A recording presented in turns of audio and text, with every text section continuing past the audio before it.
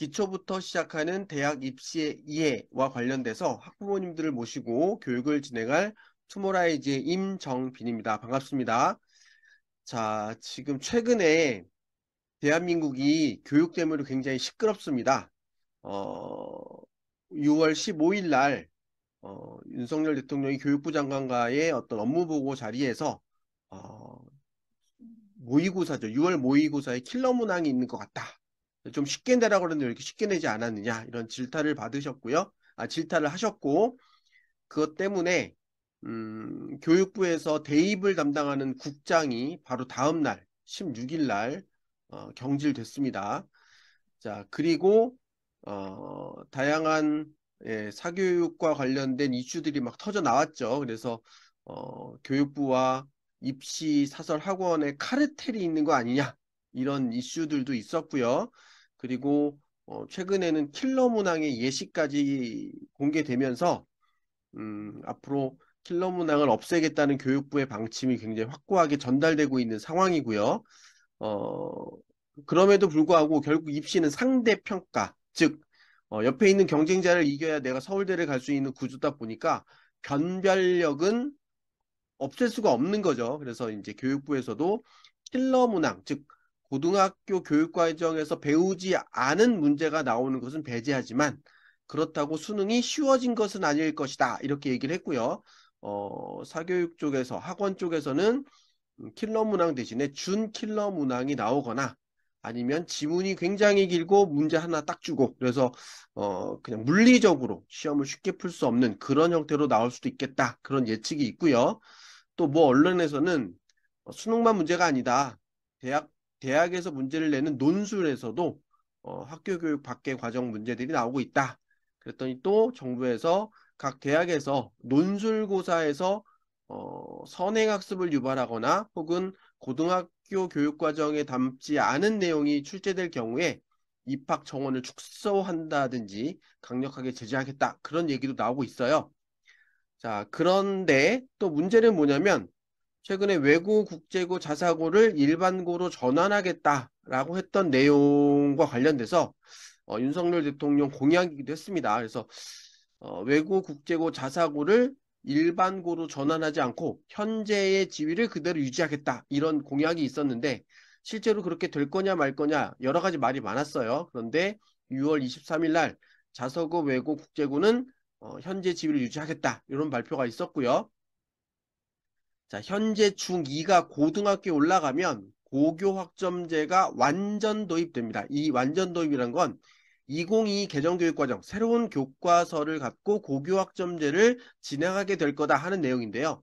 그럴 때 고등학교 1학년은 상대평가, 고등학교 2학년, 3학년은 절대평가 되겠다.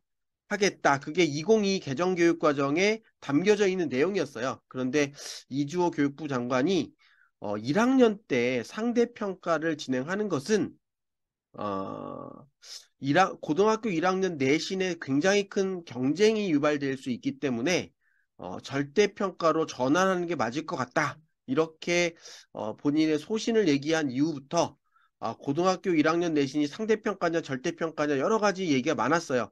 근데 마찬가지로 6월 22일 날 교육부에서 발표한 것은 현재 중2가 고등학교 올라갈 때 고1은 상대평가, 고2, 3은 절대평가를 유지하겠다.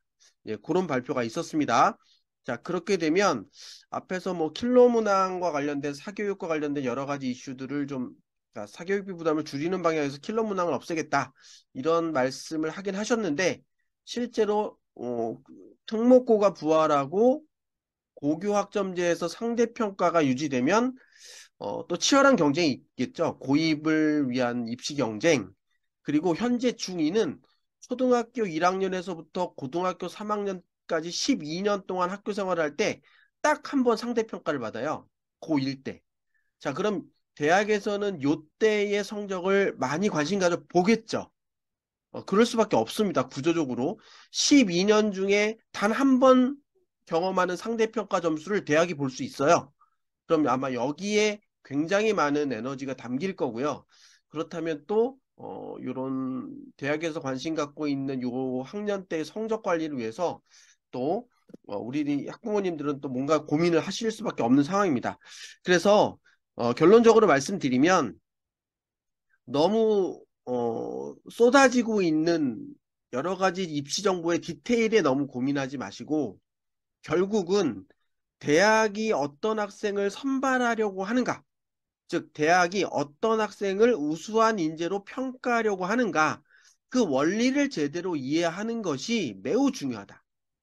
그래서 정부에서 뭐 사교육을 억제하겠다 뭐 이런 이슈도 있지만 중요한 것은 이러나 저러나 입시는 경쟁 시스템이고 때문에 대학에서 어떠한 기준을 갖고 우리 아이와 경쟁하고 있는 많은 학생들을 평가하느냐, 그 평가의 기준을 제대로 이해하고 우리 아이가 그런 평가의 기준에 잘 맞춰져 있다면 뭐 스스로 노력해도 되는 거고요.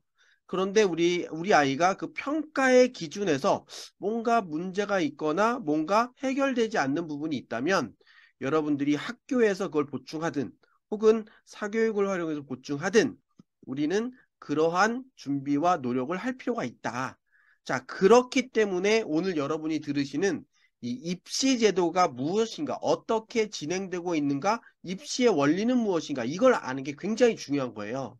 자, 그래서 그런 관점에서 오늘 교육이 굉장히 의미가 있다라는 점 기억하시고, 자, 본격적으로 대학 입시에 대해서 한번 이야기 나눠보겠습니다.